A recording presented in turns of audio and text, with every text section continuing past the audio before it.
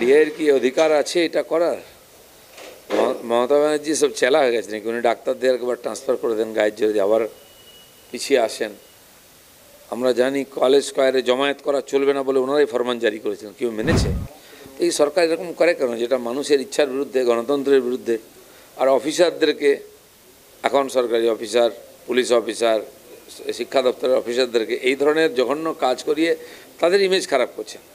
মানুষ তাদেরকে শত্রু ভাবতে আরম্ভ করে, মানুষের যে গণতান্ত্রিক অধিকারকে কেড়ে নেওয়ার চেষ্টা চলছে। কে অধিকার দিয়েছে এটা? কেউ মানবে? আর যদি যায় কজনকে সাসপেন্ড করবে?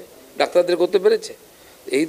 এই ধরনের ফালতু কাজ করে মানুষের রোজকে আরও বাড়িয়ে দিচ্ছে। আমাদেরও বক্তব্য যে আন্দোলন তো অবশ্যই করতে হবে, কিন্তু ডাক্তাররা যদি সব বন্ধ করে দেন চিকিৎসা, অসুস্থ মানুষদের কী হবে? এটা মানবিকতার ব্যাপার। কিন্তু ডাক্তারদের বক্তব্য আমাদের সুরক্ষার ব্যবস্থা না হলে আমরা কী করে ট্রিটমেন্ট করব? আজকে একজন ডাক্তার যদি ভয়ে ভয়ে হসপিটালে আসে, সে রাত্রে ডিউটি করতে যদি ভয় পায়, সে মানুষের চিকিৎসা করবে কী করে? তার নিজেরই সুরক্ষা নেই। অন্যের প্রাণ বিপন্নতাকে বাঁচাতে ডাক্তার আসছে, ডাক্তারের প্রাণ বিপন্ন হয়ে যাচ্ছে। এই পরিস্থিতির মধ্যে কারো পক্ষেই কাজ করা সম্ভব নয়।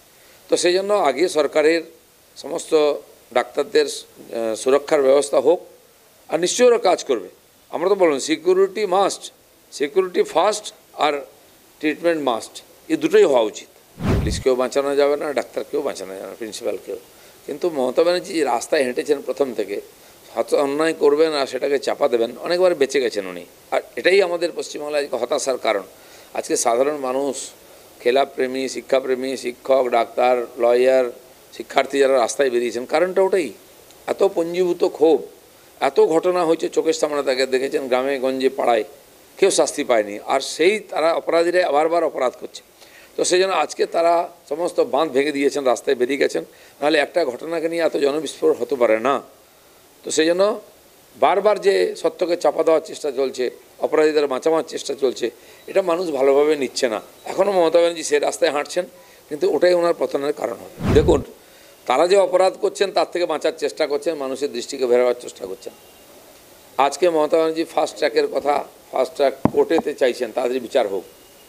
10 বছর আগেরও তার ডায়লগ শুনুন, ফাস্ট ট্র্যাক চাই।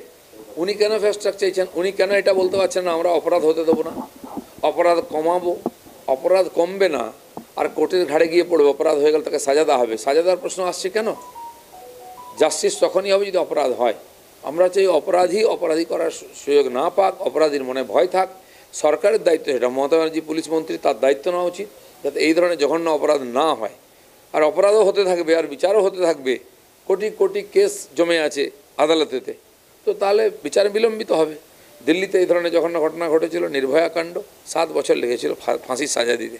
এখানেও সাজা হবে, কিন্তু যদি অপরাধ বন্ধ না হয় তো কোর্টের তো চাপ বাড়বেই, তখন দেরি হবে। কারণ সন্দীপ ঘোষ একা করেননি বা নিজের জন্য করেননি, পেছনে কোনো হাত আছে বা অন্য কারো স্বার্থে করেছেন, অন্য কাউকে সুবিধা দিয়েছেন, টাকা দিয়েছেন।